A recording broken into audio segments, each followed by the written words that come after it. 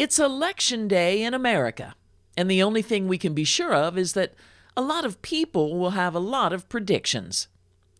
Humans have tried to predict the future since the first caveman wondered if it would rain. But the truth is, no one knows what the future holds. But that doesn't stop people from guessing. Today, I'm going to tell you about the 5 worst prognostications of all time.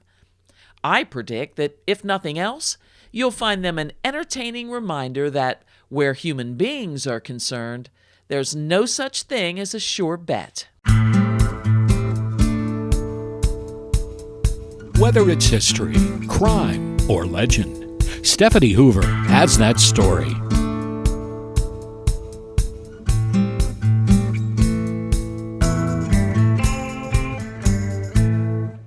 Rutherford B. Hayes was a one-term president by choice. In an extremely contentious election, he lost the popular vote but won the Electoral College. As part of the negotiations that made him president, he pledged that he would not seek re-election, and he kept his word. Yet while Hayes may have known how to navigate the tightrope of politics, it appears his grasp of emerging technologies was far weaker, as evidenced by his thoughts on Alexander Graham Bell's new communications tool, the telephone. Like his father, Bell was an elocutionist, an expert in public speech and oration. Bell relied on his unique knowledge of human vocalization to open a school for the deaf in Boston in 1872. Yet, when he turned his attention toward inventing a mechanical instrument by which people could communicate, he received a surprising lack of enthusiasm even from those closest to him. Bell's father-in-law-to-be, Gardner Green Hubbard, dismissively called Bell's invention a clever toy. Rutherford B. Hayes, however, went one step further. He conceded that the telephone was certainly an amazing invention, but predicted that no one would ever want to use one. Alfred Nobel was a Swedish engineer and chemist. In an effort to create a safer alternative to the volatile nitroglycerin, Nobel created a far more stable explosive he called dynamite. After patenting his invention in 1867, he sold the product as Nobel's Extra Dynamite. Nobel was convinced that the secret to world peace was sufficient weaponry to threaten global destruction, a fear that would force nations to live in harmony. His prediction that mutually assured destruction would eliminate conflict was proven horrifically wrong by the mass battlefield casualties of the First World War. To ameliorate the reality that his wealth derived from the staggering number of lives lost to his inventions, Alfred Nobel established the Nobel Peace Prize, as well as 4 other Nobel Prizes for chemistry, physics, medicine, and literature. Ironically, most of the physicists that decades after Nobel's death developed deadly nuclear weapons were eventually awarded Nobel Peace Prizes. The United States Patent Office was established in 1790. Its mission then and now is to promote the progress of science and useful arts by securing for authors and inventors for a limited time exclusive use of their own works. For the first several decades, the Patent Office was managed by members of the President's Cabinet.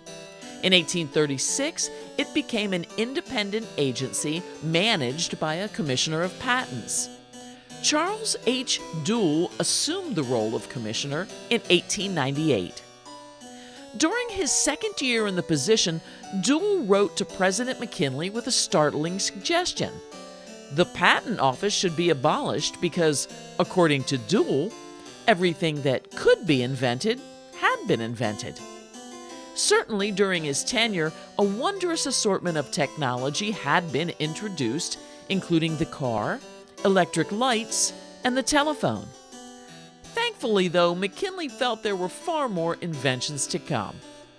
Today, more than 600,000 new patent applications are filed each year, and we can only imagine what Charles Dool might think of today's technological innovations. On March 26, 1979, famed conservative columnist George Will published a piece lambasting the film The China Syndrome. His vitriol was in large part sparked by his lingering resentment of one of the film's stars, Jane Fonda, and her unrelated yet still infamous visit to Hanoi during the Vietnam War. Will compared Fonda's recklessness in appearing in a movie about a devastating nuclear accident to her, as he viewed it, anti-American position against the war. After berating Fonda and by extension the entire movie, Will, a strong supporter of the nuclear energy industry, confidently predicted that sitting beside someone smoking a cigarette would be far more dangerous than living near a nuclear power plant. Surely George Will was quite pleased with his own words, right up until 2 days later when Pennsylvania's 3 Mile Island nuclear plant suffered a near catastrophic failure. That original column has been omitted from compilations of George Will's work, probably for the better, since it proves he's as bad of a movie reviewer as he is a prognosticator. In 1905, former President Grover Cleveland made a controversial, even for its day, prediction. Sensible and responsible women, he asserted, do not want to vote. By the time of Cleveland's prediction, women had been fighting for the right to vote for more than half a century. The first constitutional amendment eliminating gender as a voting requirement was introduced in 1878. It was reintroduced every year for the next 4 decades. Only after World War I did suffragettes finally achieve their goal. Just 3 years after Cleveland's prediction, he suffered a massive heart attack. Reportedly, his last words were, "I have tried so hard to do right." I can't judge Cleveland. That's a job far, far above my pay grade. I can say he was abjectly wrong when he said that men possessed some innate right to vote while women did not. In today's election, at least 53% of voters will be women, and all of them are standing on the shoulders of suffragettes like Victoria Claflin Woodhull, who said, "If Congress refuses to listen to and grant what women ask, there is but one course left then to pursue. What is there left for women to do but to become the mothers of the future government?" What indeed? Well, that's my list of the 5 worst predictions of all time. I can't go back in time and change any of these poor prognostications, but I can safely predict this. Each and every one of you possesses the greatest power that exists, the power to vote. And if you do that in this election and every election thereafter, you can, and yes, you will create the country you want to live in. This is Stephanie signing off and reminding you, it's Election Day in America. Vote early, vote safely, and vote your heart.